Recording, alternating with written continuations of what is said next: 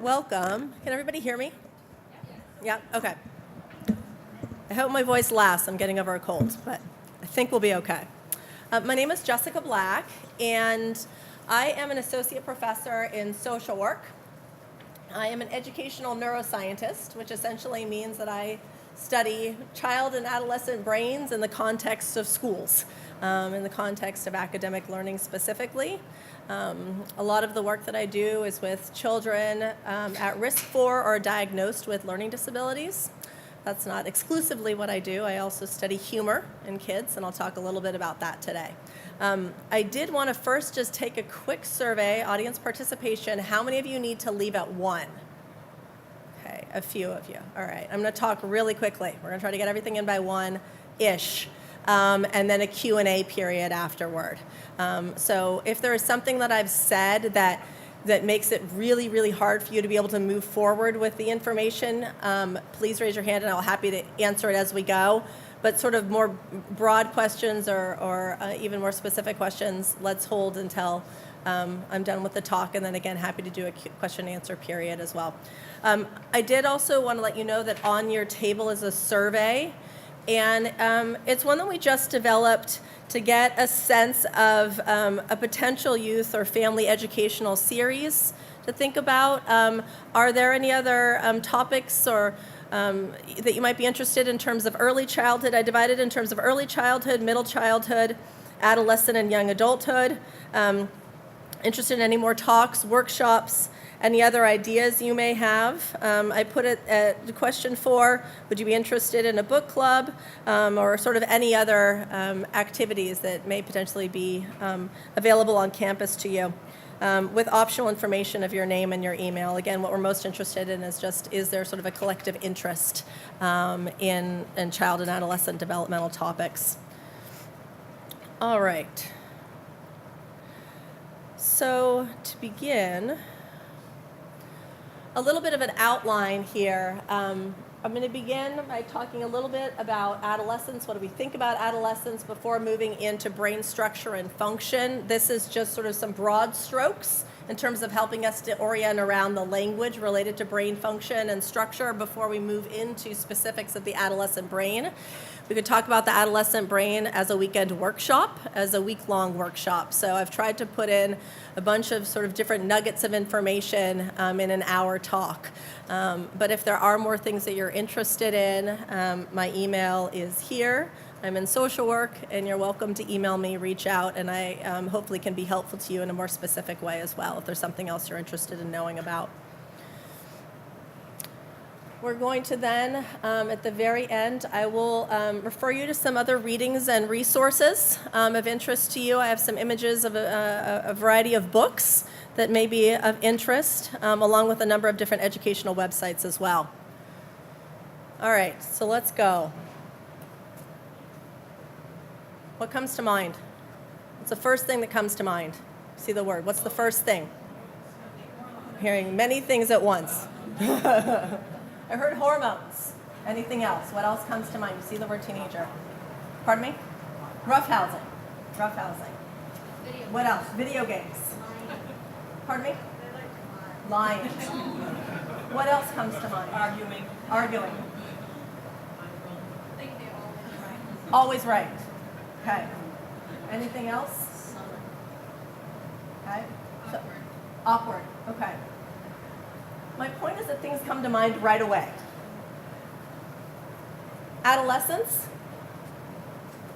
Anything different for you there? You see the word adolescence versus teenager. Pardon me? Childhood? Childish. Anything else in your mind? Transition? I hear transition. Transition is one word that pops up a lot too. Yes? Curiosity. I love the word curiosity. We're going to come back to that. Okay. So part of why I have this up, and I promise most of my talk is not coming from Wikipedia or dictionary.com, but teenager and adolescence, if you actually look up the terms, what comes up is truly bookmarks in terms of age of development. So we think about teenagers 13 to 19. Adolescence is a period that tends to span 12 to 25. Sometimes some people suggest 12 to 22. But it is also laden with a lot of feelings, a lot of expectations, a lot of beliefs, and a lot of that comes from what we experienced when we were teenagers, when we were in adolescence as well. So part of what I ask you to think about initially is framing. So in social sciences, if you're not familiar with framing, it's essentially a sort of theoretical or concept that really emphasizes how we as individuals, we as groups, we as societies organize, perceive, and communicate ideas, concepts, information. So my first question to you is truly, if you're actually putting up a frame, if you take your hands, if you're not eating, and take your hands, and you think about the teenage years, about what you're actually seeing during that time, what comes to mind, and are you able to shift your frame somewhere else? It doesn't mean that you're necessarily denying what you're seeing in that one frame, but if you shift it somewhere else, there are other truths happening at the same time. So I'm going to talk to you about what those truths are. One of the truths when we think about framing from a neuroscience perspective of adolescence, it's one of both vulnerability and opportunity. Okay, both of those coming to coalesce in this stage of development. It is also, in terms of framing and construction, because truly what you are doing every single day, whether this is with students or your children, even coworkers, you're building brains. So our brain architecture is not set in stone when we're born, and it continues to develop throughout the entirety of the life course. Our brains remain plastic. And so again, we're going to talk a lot about what are those different areas that seem to really support strong brain architecture, and how and to what extent during the period of adolescence are we reframing?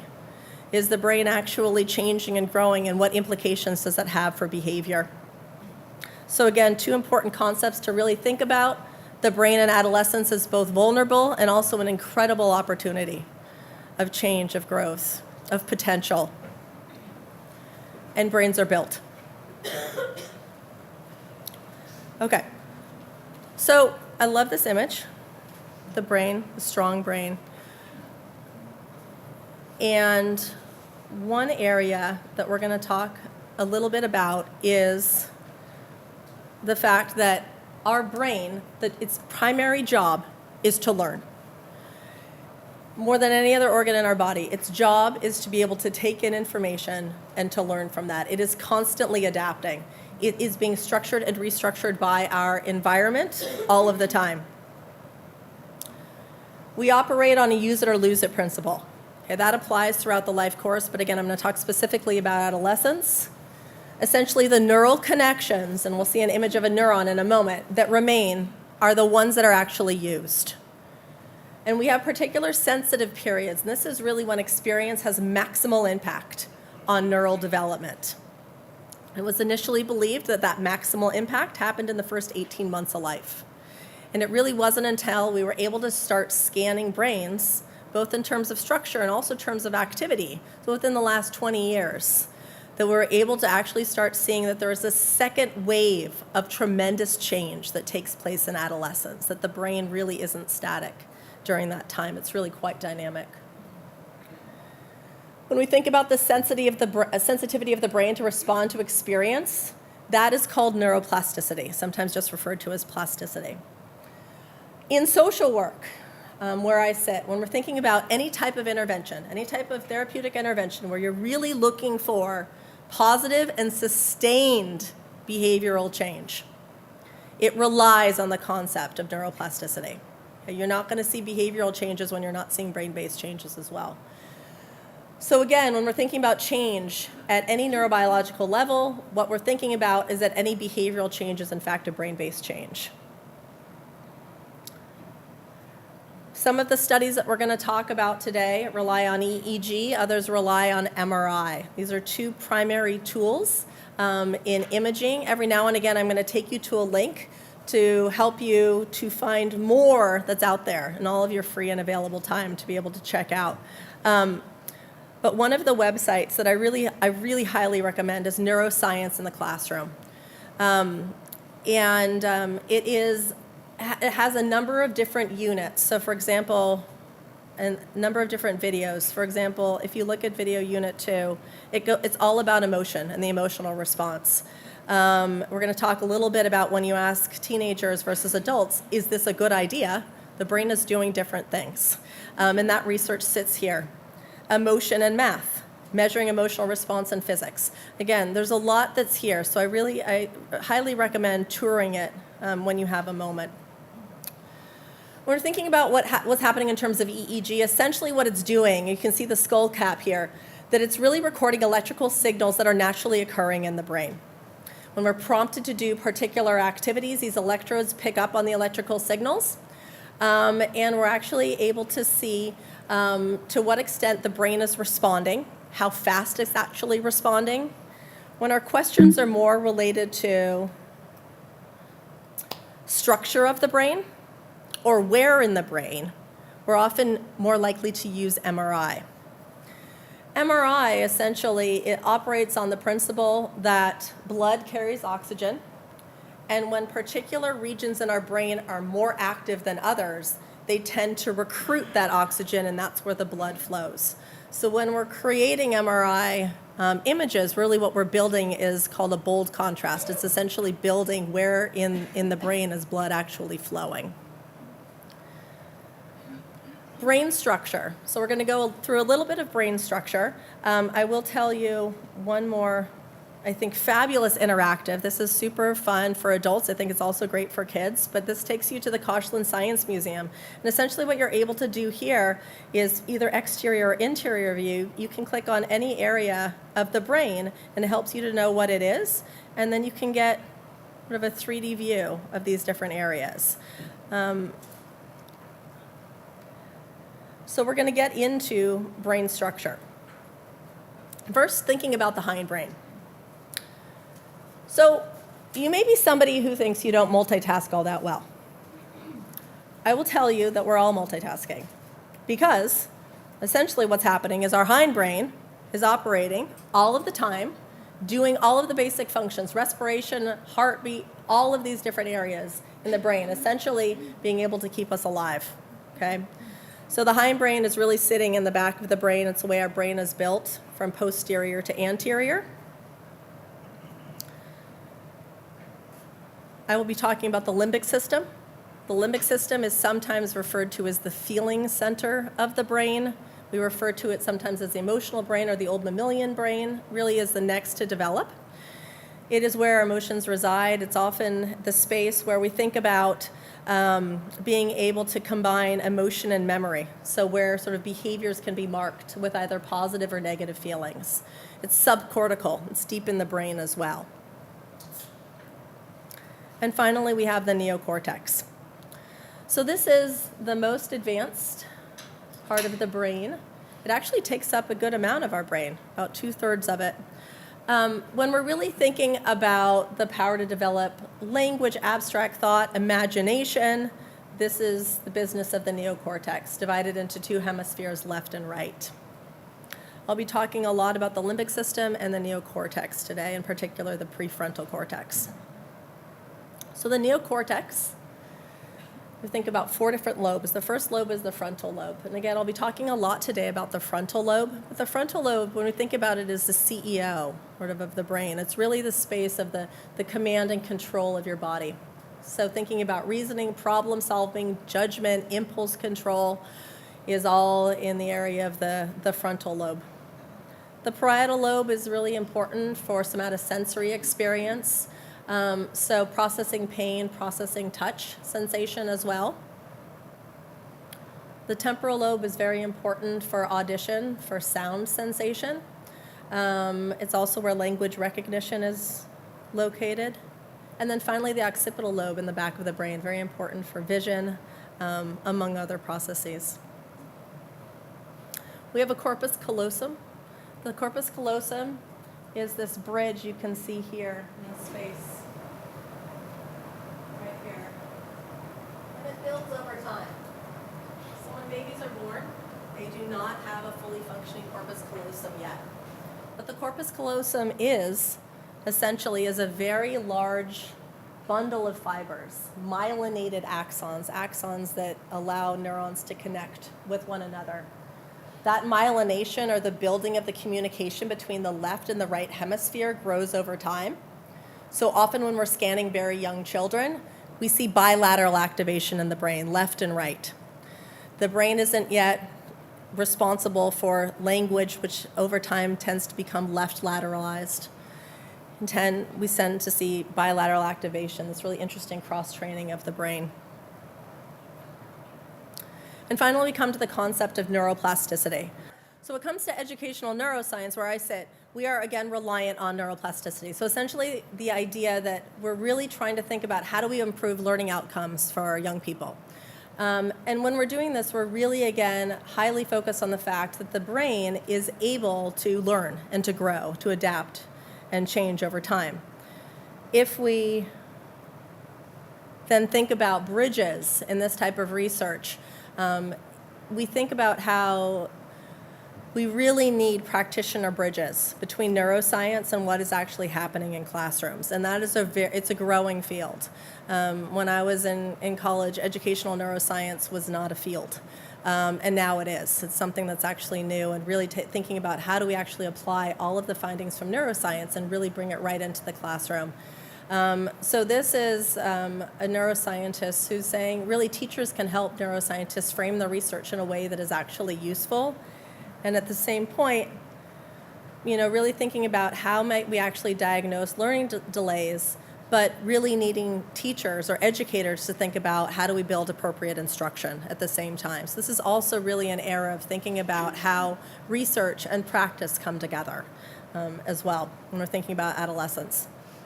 A little bit more on brain structure.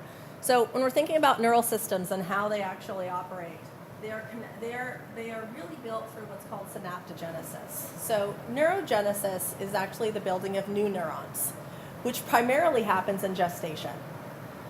We can grow some new neurons later after gestation, but again, the bulk of the neurons we have are built during that period of time in fetal development. That really when we're talking about the brain changing, or the brain being plastic, or the brain growing, it absolutely has to do with synaptogenesis. The synapse is really essentially the space between one axon of one particular neuron, and you can see the synapse up there sort of circled in red, and where it's trying to communicate chemical information to the next neuron. What actually happens over time is that we're able to build more synapses.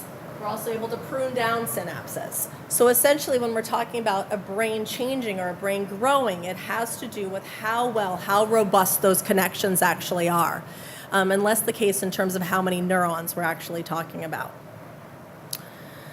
So the way that those neurons link up and connect really depends on what actually happens to us. So when we have a new configuration of neurons, they can become activated. If we can increase the activation of those particular synapses, then we will build even more connections, sort of new connections. So what you can see again when we're thinking about birth versus 6 years versus 14, this comes from the Center on the Developing Child at Harvard, which has a number of different resources available as well, really learning about neurodevelopment. At birth, we can think about how, when we think about the neurons, that they aren't as robustly connected as they are in middle childhood. And then what happens in between middle childhood and puberty is there's another overproduction of connections and then a pruning that takes place, or a thinning soon after puberty. So when we're then thinking about learning and what is learning in adolescence, essentially when we're thinking about learning, it's the modification of neural networks is really what you're doing. And the other piece that I'll say here, when we're thinking about adolescence, no different than early in the life course or later in the life course, that our brains are built through social connections. That people and neurons need mutually stimulating interactions, okay? And that if we don't, we can see that really impairing health and really impairing well-being. And what we need when we're thinking about this period of time of adolescence is mature, stable brains for support that adolescents are really reliant on brains that are on loan to them to be able to be helpful in examples and modeling, because the brain really learns through example, especially when we're thinking about social relationships. So it used to be the case that there was a lot of intervention that was focused primarily on young people. Now it's the case really understanding how much the brain learns and builds and grows by example, that many programs now take 2 and even 3 generation models, where you're working with parents and actually looking at the cascading impact that has on adolescents or that can have on young children, sometimes when you're not working directly with the children themselves or the adolescents themselves. So if we move then specifically into adolescence, and again, this is relatively new information, that we have this second wave of overproduction of connections and then a thinning or a pruning through adolescence. That wasn't known until we were able to actually start scanning or doing images in the late 90s. So essentially what happens as we're thinking about the brain maturing, because by the time somebody's around 6, the brain is about 90 to 95% of the adult size. But what changes really is the way that those neurons are linked up, how they're actually connected. So if you're looking here at the spectrum of color, more dense are the hot colors, sort of the reds and the pinks. Less dense are the cool colors, or the blues and the purple. And essentially what you can see over time is that when we're sort of looking at mapping of the brain and how those connections, how dense those connections are, we are able to then see that there is this thinning that really is taking place throughout adolescence. And we'll talk about the implications for that. Pardon me? Oh, okay. Let's hope that this doesn't do it.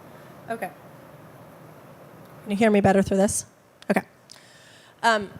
So when we're thinking then about how the brain is actually changing and growing, there are many regions in the brain that are already developed. When we're thinking about language, when we're thinking about reasoning, that have developed prior to puberty. But when we actually think about the adolescent brain, what's actually happening during this sort of second period and version of pruning is that higher order brain centers, so we're going to talk a lot about the prefrontal cortex, really sort of sitting right in the front of our brains, that inhibit risky behavior, for example, don't actually fully develop until young adulthood, so 25 and beyond. That switchboard that I talked about before, the corpus callosum, matures by the mid-20s, the ability to be able to have our left and our right hemispheres operating with really strong communication. If you haven't seen the Frontline video through PBS on the teenage brain, I recommend it. It's only an hour. You can just watch it through Frontline. But essentially, it takes you on another lovely tour of the adolescent brain and all of the different various things that impact neural development.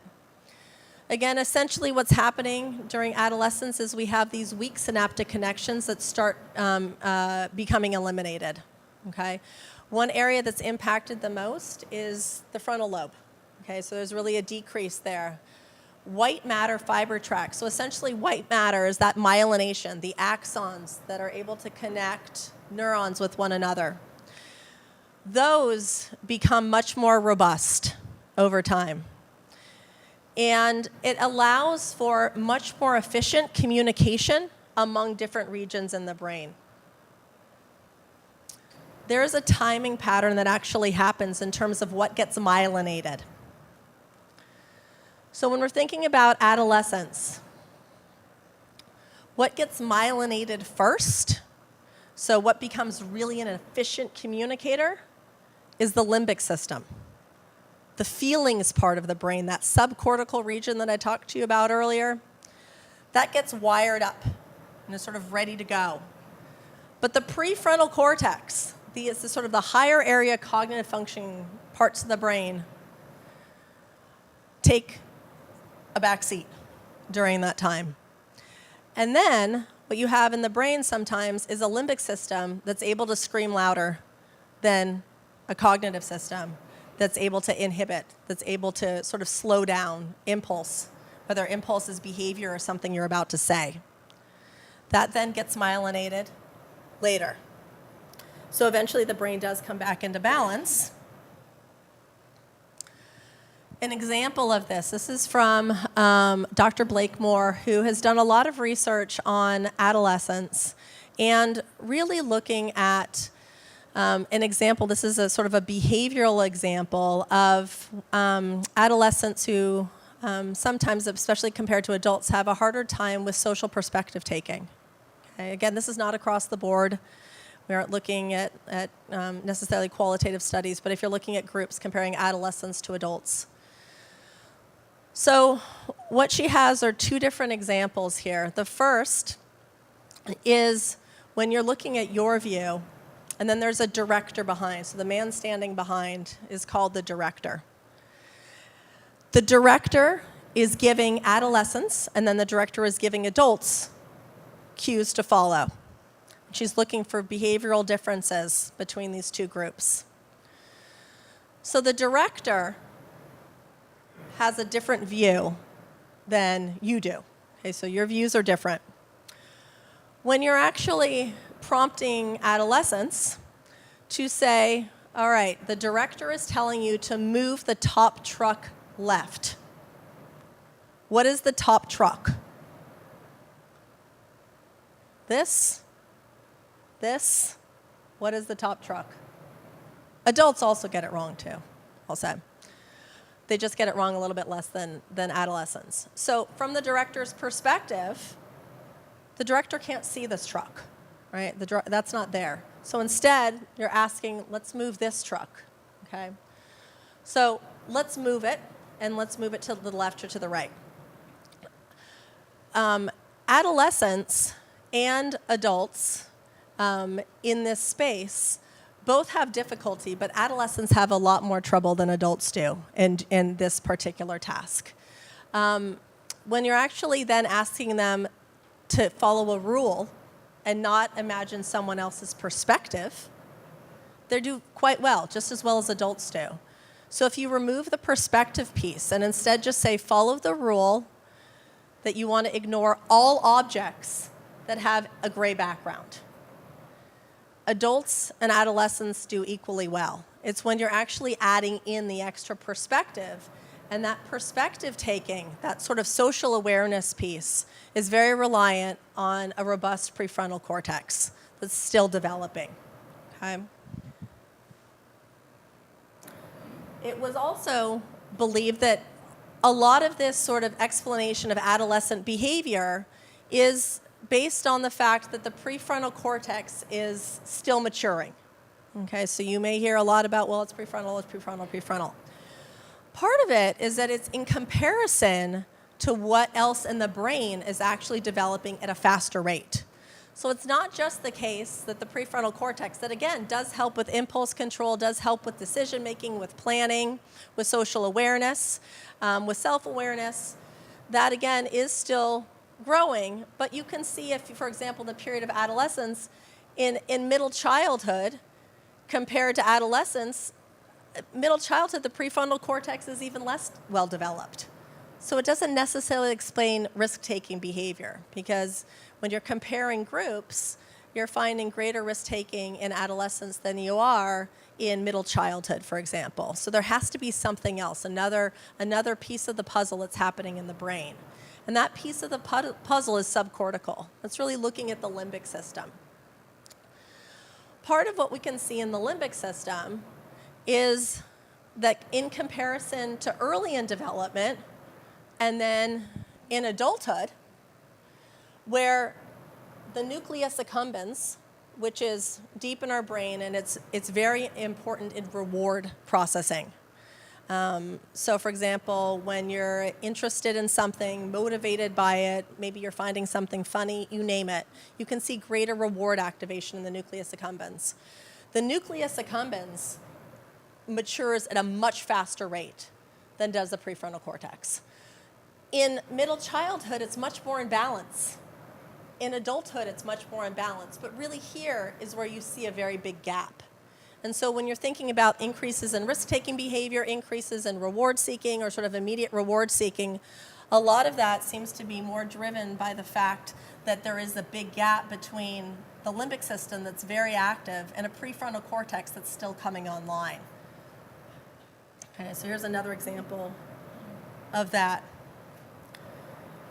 Although what's really interesting is when you think about findings related to accumbens activity, so nucleus accumbens activity, in children, which is sort of the blue area, adolescents, which is red, and then adults, which is white, and you give them something that they really, really enjoy in the scanner. So sometimes that's a monetary reward, and we're talking about like a lot of money in the scanner that you're able to get. Sometimes it's giving them sugar and seeing actually how the brain responds. When adolescents are really enjoying something, you see significantly greater activation in the reward circuitry than you do in young children and than you do in adults as well. Okay? But it takes a really, really big pot of gold to be able to see that activation. Whereas young children, when we're actually scanning young children, and I'll talk a little bit about a humor study in a moment, we see significant differences between childhood and adolescence in terms of how the brain is responding to something like humor. But essentially, what this helps us to realize is sort of during this period of time, there are nonlinear changes in the brain. The brain isn't maturing at the same rate in all different areas. And so therefore, when you're thinking about adolescence, it is absolutely a heightened time of responsiveness to incentives, which can be good as well, because the brain is really very much driven by reward during this period of time, in particular really thinking about immediate reward. But impulse control, again, relatively immature. Development is bottom up. Limbic systems first. Frontal activation later. And when we really think then about implications for adults, part of it is the importance of actually really regulating and recognizing the importance of adolescents needing models to be able to help actually regulate their responses. Our brain is learning from others. So sort of the immature areas of the brain really are reliant on an adult brain to help build in mood regulation, impulse control, judgment, etc. When we scan humor, and we're looking at having children and adolescents come into the scanner, and they're watching videos. Some of the videos they enjoy, but some of the videos they both enjoy and think are really funny. What we find in the processing of humor in children and in adolescents is that it's doing two things. It seems to be cross-training the brain in some pretty cool ways. One is that you're actually seeing activation in an area of the brain that's really important in the cognitive component of humor, of actually recognizing incongruity. I thought something was going to happen, but something else happened, and I'm recognizing that, meaning it's building cognition. But then what it's also doing is actually activating, we talked about the nucleus accumbens earlier, sort of the emotional processing in the brain, reward circuitry. Once you've actually been able to figure out that, yep, something happened that I wasn't anticipating, you can enjoy it. That's a second stage, this sort of emotional processing of humor. And this is really where we see differences between children and adolescents. Many children, sort of regardless of what the video was, laughed, thinking that it was funny. Adolescents, on the other hand, you see significantly reduced activation in reward processing because, again, you need a really, really big pot of gold. The video that is hilarious versus the ones that just sort of will give you a chuckle during this period of time. So if you think about implications for working with adolescents, it can be the case during this period of time that parents may be concerned about rebellion, about pushing children away by getting too close. And really, when you're actually thinking about asking adolescents what they want, it still very much is a connection with parents. Those sort of qualitative interviews. There is so much changing, and yet during this time, they absolutely still need affection, respect, listening. It really is a prime opportunity of growth to build independence, but again, not with parents just completely backing off. It is a time when the brain really needs models. It really sort of builds by example. Something else to really think about during this time and sort of the implications as well, again, is that there is this overproduction of neural connections during this time, meaning the brain is incredibly plastic.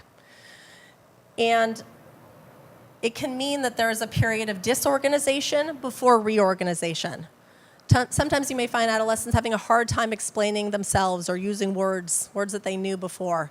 There is a disorganization that impacts many different areas of the brain in ways that they might even not necessarily understand as well. Two other researchers, one has written a book that I'm going to mention toward the end of the talk, but really, again, sort of recognizing that adolescents during this time tend to not get pleasure out of things that are mildly or moderately rewarding. They may engage in them, but you're not seeing really that very big reward activation that you are in younger years and later in development as well. Sort of the other area to think about, too, is the work of Abigail Baird. And what she's done is she scans adults and she scans adolescents. She'll give a prompt in the scanner, in the MRI. One of the prompts will be good idea. And after good idea, something happens. And one of the things that happens is you see something that says biting on a light bulb. So biting on a light bulb, good idea, bad idea? Bad idea, right away. Did you have to think about it? Sort of visceral, right? No. Done, we're not doing that.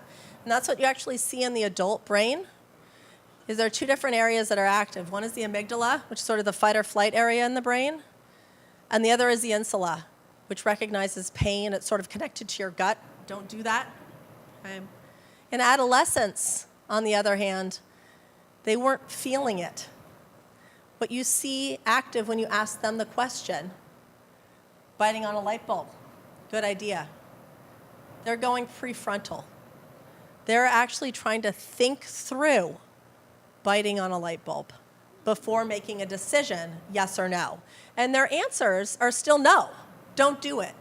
But it's taking longer for them to get to that response, and they're doing it in ways that are not automatic. They're actually trying to think through the process and try to understand what the outcome might be. So it takes longer, and they're doing it in different ways. They have less adult experience, and I'd say not that many of us have ever bitten on a light bulb, I would imagine. But there is a space that through experience, we're able to really get to our gut.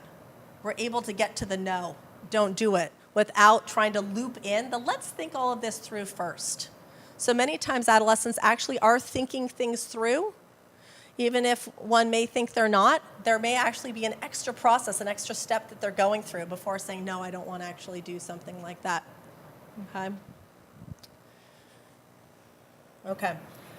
I have a few more slides. One is thinking about alcohol.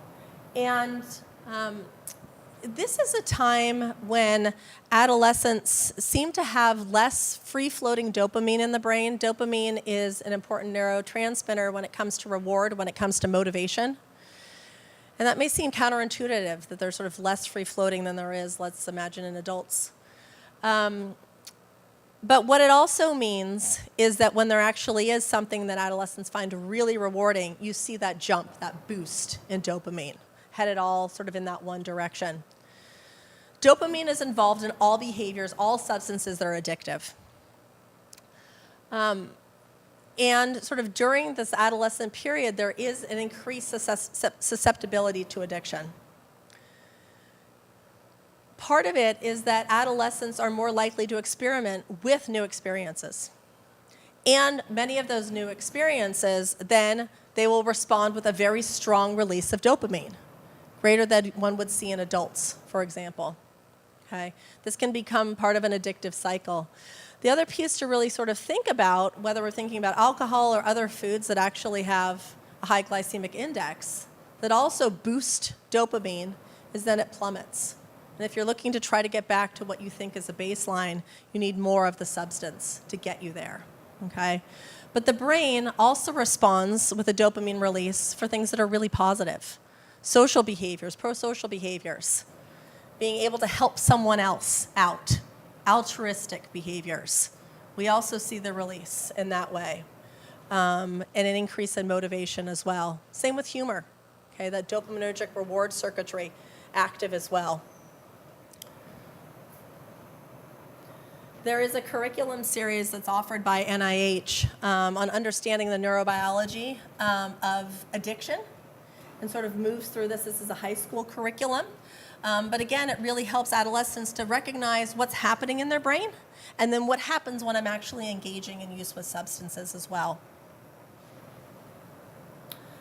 When we ask Dr. Jay Geed, who is with the National Institute of Mental Health, sort of the question about what does this mean for adolescents that so much is changing in the brain, the response from him in this particular interview is really that it's very exciting. It's an exciting time to really think about as an opportunity that we can really build brains during this period. We can think about those who are able to really exercise their brains, to really start building abstract thoughts and concepts as well, but to really try to think about how can you actually engage in multiple activities in adolescence to be able to be exposed to many different things, again, many of which may be pro-social and really very neuroprotective at the same time. There's some curriculum out there that's really sort of established on this understanding of really trying to build adolescent development in very positive pro-social ways. One of them is through the Search Institute, which is in Minneapolis, but they've developed a curriculum for after-school programs and also for schools as well, that really helps kids to be able to connect with both adults in their lives who can build really strong developmental relationships, and also to help them build passion, sparks. What is it that gets you going, that sort of sets you on fire in really positive ways? And how can you keep pushing yourself toward those particular goals? Others, such as Dr. Richard Davidson, if you're not familiar with his work, I suggest getting to know it. A lot of the work that he does focuses on social emotional learning and the brain. And finally, really recognizing the importance of our brain as being built in a social context. And there's a lot of work that really suggests that those who actually lack social support are more prone to many different ailments. There's greater health risks as well, relevant absolutely during a period of adolescence, where many kids may think that they have many social connections, and we may think, observationally, yep, so many different networks. But who do you turn to when you really need somebody? Or are you actually feeling subjectively lonely as well? Loneliness impacts many different things, including there was a study, an fMRI study, so an imaging study. Those who actually were reporting greater experiences of loneliness, so subjective experiences of loneliness, you saw less activation in the ventral striatum. That's really important for reward processing as well, when they actually viewed pictures even of smiling faces. So it does impact the way we perceive and interact socially as well. Just a few more slides. One is a website called Edutopia. If you're not familiar with Edutopia, again, I recommend getting to know it. There are a number of different ways in which they introduce the brain and really think about how can we both understand the brain and then start applying it to school contexts. One of the things that they focus on here in this particular high school, which actually is in Vermont, is at this high school, every single day, they've started a recess. So every child is able to connect with a different teacher, a teacher they may not have met before, a new peer group as well, to really just engage in something that's totally offline. Frisbee, yoga, you name it, to really build a school community. I'm going to talk a little bit about sleep, although in a month we're going to get more into sleep. I'm going to give another talk in December. Part of the issue when we're thinking about adolescence is this truly vicious cycle of teen sleep, where they actually do get tired later. There's a later release of melatonin than what we see in adults and what we see in young children. tends to be delayed by about 90 minutes. They are more likely to have then later bedtimes, and essentially what you have is this cumulative sleep debt that's really hard to get out of. You may think you're making up for it on a weekend, but you're not necessarily doing that.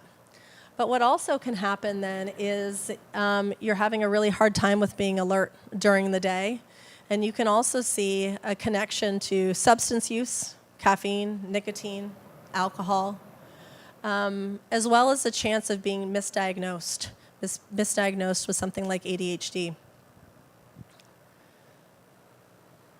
So when we think about the importance of sleep during this period of time, adolescents need how much sleep? What does the research say? Anybody want to throw out a number? 8 hours? 9 hours? 10 hours? Yeah, it's between 8 and 10 hours. Average in mid-adolescence is 9.25 every single night. To have the same bedtime and the same time you wake up. It's best for all of us in terms of our health and well-being to set that schedule, but it can be really hard to do in reality. So in a month or so, we'll talk about sleep hygiene and how do you actually get on that really positive sleep hygiene track. Our brain is 3% of our body weight, but it needs 25% of its energy. And a lot of that restorative process is supposed to happen when we sleep, but we may not be sleeping as much as we need.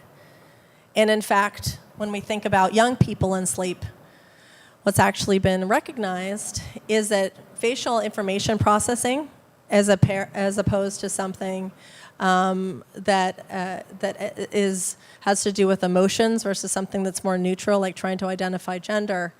If you're actually recognizing kids who have been sleep deprived, so having a really hard time getting to sleep and staying asleep, they do much more poorly on an emotional task, facial task. So essentially what can happen is they're having a harder time being able to actually process emotional information, facial expression. A facial expression that may look like concern, that may look like interest, can actually be processed as something that is negative.